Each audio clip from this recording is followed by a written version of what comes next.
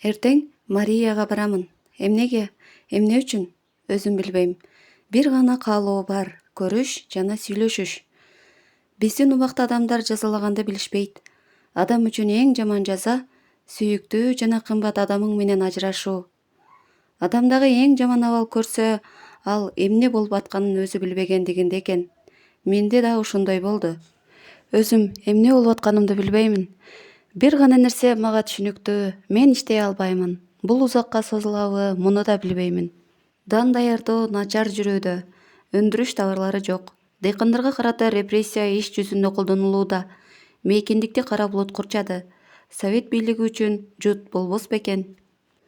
Түнү жаман уктадым. Тынымсыз эртең эмне болот деп ойлодум. Горкийдин Макар Чудрасы менен биринчи махабат тууралуу чыгармасын кыйынчылык менен окудум.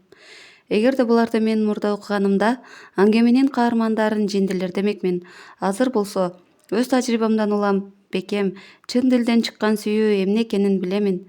Мага Горкий өзү тууралуу да, Забар тууралуу да эмес, дал мен жөнүндө жазгандай көрүндү.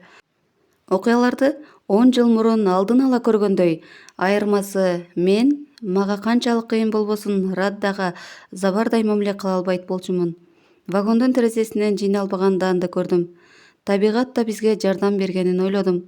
Өлкө жакшы түшүм алды, бирок нансыз. Себеби өндүрүш товарлары жок. Дыйкан акчага да бербегенинин дагы бир себеби тынымсыз жамгырлар данды жыйноого мүмкүндүк бербейт. Мамлекет чоң чарбалык кризис алдында. Бул абалдан кантип чыгыш керек, эч ким билбейт. Жол башчылар оңдон солго жана тескерисинче. Бирок мамлекет үчүн айкын багытты эч ким көрсөтпөйт. Эгерде Ильич болгондо... Жамгыр жаап жатат. Чарчагандыкты сездим. Өзүм тууралуу да ойлошко туура келет. Андан ары мындай жашоо мага керек эмес. Мурдагы иштегенди билген жана жумушка кубана алган Жусу үчүн күрөшөмүн. Эгерде таппасам, анда бүттү, баары бүттү.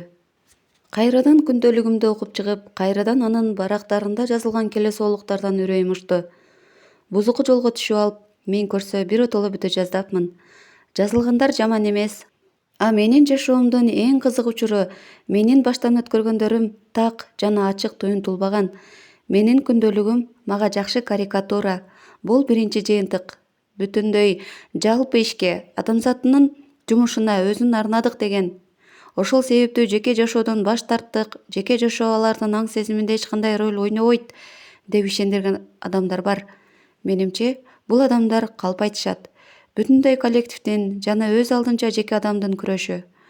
Бул көз караштан алганда, менин абалым начардан да жаман. Менин жеке жашоомдо таянар чекитим жок. Мен аны менин саясий өсүшүмө бөлгө боло алаардык кылып уюштура алган жокмун. Трагедия мен жашоодогу жан шеригимди тандоодо ката кетирип, жана дагы деле жеке жашоомдо түзүлгөн маанисиз абалдан чыгуу жолдорун издеп жатканымда, мага аял гана эмес, асыресе жумуш жана иш үчүн күрөштөгү жолдош керек.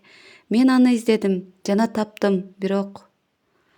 Дал ушул бирок мени бир канча убакытка нормалдуу турмуш ыргагынан адаштырды. Мага акыркы үмүт жоголгондой сезилди. Бул жерде меники туура эмес эле.